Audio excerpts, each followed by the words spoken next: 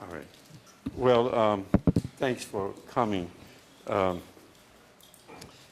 I want to really start off by thanking the governor's office, the governor himself, and his office, and all of his people he has working on the issue around this virus, and thank our hospital partners.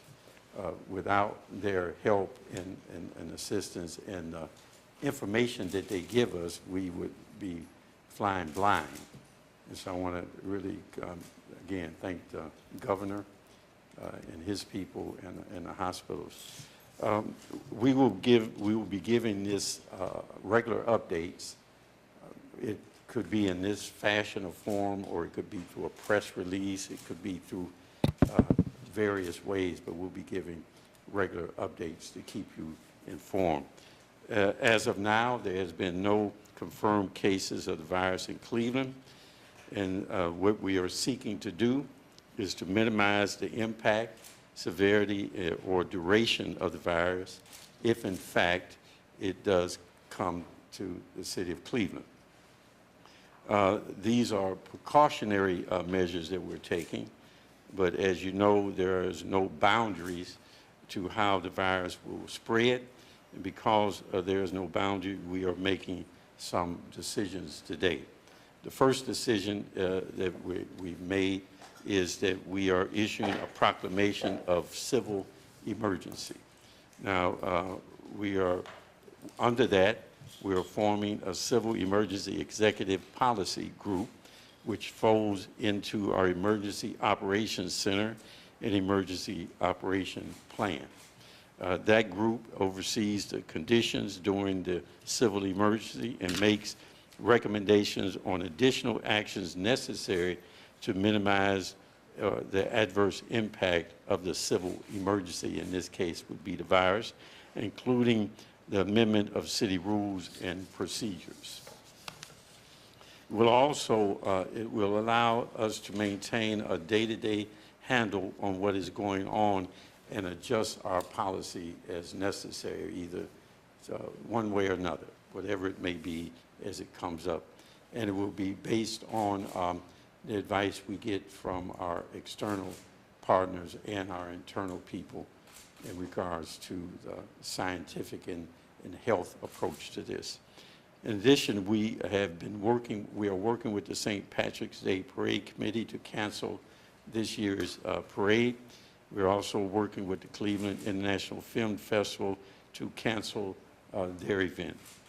Now, the second thing that we're doing is we're recommending that sponsors of events consider whether or not they want to cancel their events, and that the attendees of these events consider whether or not they would like to attend. Wherever there is a gathering of people, no matter what the size is, this would probably be a problem. Where there's a gathering of people, there's an opportunity for the spread of the virus. And people who are responsible for those gatherings, along with the people attending them, should take that into consideration. Again, this would be something that we would probably take into consideration and probably not have if, in fact, there was something really going on. We would just give you information. Now, here in the city government, we are looking at the gatherings that we are responsible for, the meetings that we're responsible for, and considering what we will do in regards to that. Again, we are canceling these two events and advising sponsors of events to consider whether or not they want to continue their events, or and attendees whether or not they would like to attend or not.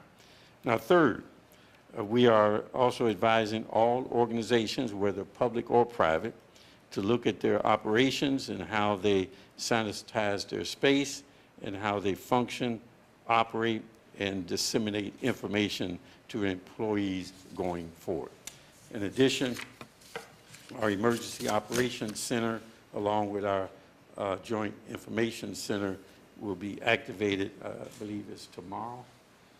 Someone told me tomorrow, coordinating emergency operations, and they will be open during regular workday hours unless the situation warrants differently.